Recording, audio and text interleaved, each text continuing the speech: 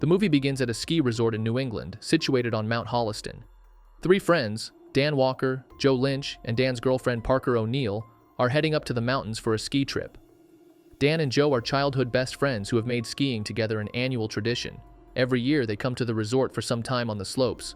Joe, being the flirtatious type, often uses his charm with the female lift operators to get discounted tickets. This time, however, a man is working as the operator instead of the usual woman.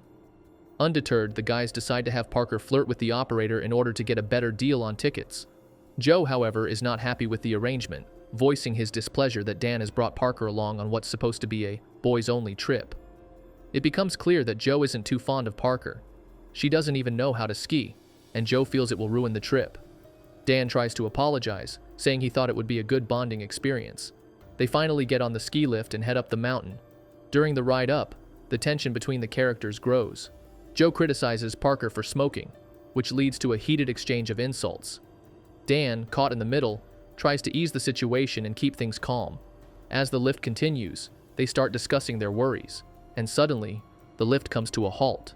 The group initially believes it's just a minor inconvenience, but as time passes, the cold begins to set in. People below them begin complaining about the delay, and it soon becomes evident that something is wrong. The lift continues to stop and start, and Parker, who has a fear of heights, is understandably scared. Joe mocks her fear, and Dan tries to comfort her. Eventually, the lift resumes its movement, and the group reaches the top. Once on the mountain, the skiing trip does not go as planned. Parker, being a novice skier, struggles to keep up, constantly falling and slowing everyone down. This frustrates Joe even more, and it becomes clear that he is becoming increasingly irritated with Parker.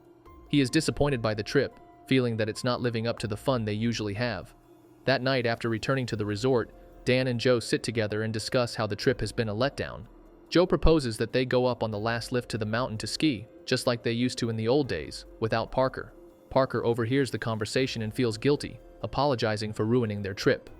Dan, feeling bad for her, reassures her and invites her to join them again. Parker initially refuses, saying she doesn't enjoy skiing, but Dan insists, thinking it will help them bond. Reluctantly, Parker agrees, and they all head back to the lift. When they arrive, they find that the lift operator is the same man from earlier, and the resort is shutting down for the night. The operator initially refuses to let them ride the lift again, citing the coming storm. But after some persuasion and an offer of an additional $100, he agrees to let them go up. The group climbs aboard, and as they ride up the mountain, the operator's colleague approaches, and the two discuss the upcoming week's schedule. The operator mentions he will be off work for his brother's wedding, and before he leaves, he makes sure to tell his colleague about the 3 passengers still on the lift, urging him not to stop it until they return. However, after the operator leaves, his colleague sees some people climbing the mountain and mistakenly assumes they are the ones the operator was referring to. He stops the lift, unaware that Dan, Joe, and Parker are still on it. At first, the group thinks it's just a temporary glitch, but as time passes and the lift doesn't restart, they realize it's been stopped deliberately.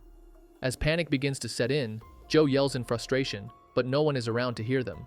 The storm begins to worsen, and the temperature drops rapidly, causing the group to shiver in the cold, even though they are dressed warmly. They start discussing the worst ways they could die to keep their minds occupied, but the reality of their situation soon sets in. Parker panics and worries that no one knows they are stuck. Dan reassures her, believing that someone will come to fix the problem.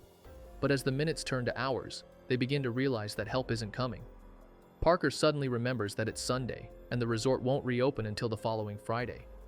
This means no one will come looking for them until then. They all attempt to remain calm, but the fear is evident on their faces. At some point, Joe needs to relieve himself. With no other choice, he raises the metal bar and urinates off the lift, causing Parker to groan in disgust while Dan remains silent. The storm intensifies, adding to their already dire situation. Soon after, a snowplow approaches, and the group waves and yells, hoping to get the driver's attention.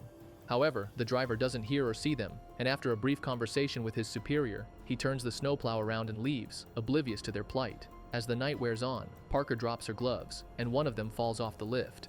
Realizing that their only hope of escaping is for one of them to jump, Dan volunteers, convinced that the snow below will cushion his fall. Despite Joe and Parker's protests, Dan throws his snowboard to the ground and leaps off the lift. However, he immediately crashes into the snow, breaking both of his legs. The impact is so severe that the bones protrude from his knees. He is unable to move or reach help. Parker throws her scarf down to him in an attempt to stop the bleeding, but it lands on a nearby tree. Desperate to help, Joe reluctantly agrees to climb the lift's suspension cable to reach the nearest support tower where he can find a ladder to descend. He struggles and slips multiple times but finally makes it to the tower. However, as he climbs, a pack of wolves, drawn by the scent of Dan's blood, begins to approach. Dan, terrified, realizes that the wolves are closing in on him. In a moment of panic, he calls out for help, which only attracts the wolves further. Joe finally makes it to the tower, but as he climbs, he is attacked by a wolf. He fights it off using a ski pole and then makes his way to the support tower. However, as Joe is climbing down, the wolves chase after him. He grabs his snowboard and skis down the mountain, trying to escape the wolves that are hot on his trail. Parker watches helplessly, warning him to be careful as he disappears into the storm. Hours pass, and Parker is left alone on the lift. She holds on as tightly as she can, but as the frostbite worsens, her grip weakens. Eventually, Joe never returns. Parker is left to assume that the wolves have gotten to him, but she still holds out hope for his safety. After a long night of waiting, Parker finally decides to try to free herself. She loosens the bolts on the lift, and the seat falls, landing on her legs and breaking them. Despite the pain, Parker drags herself through the snow, crawling down the mountain.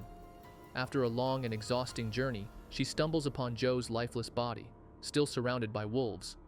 However, the wolves, now sated after eating Joe, do not attack her.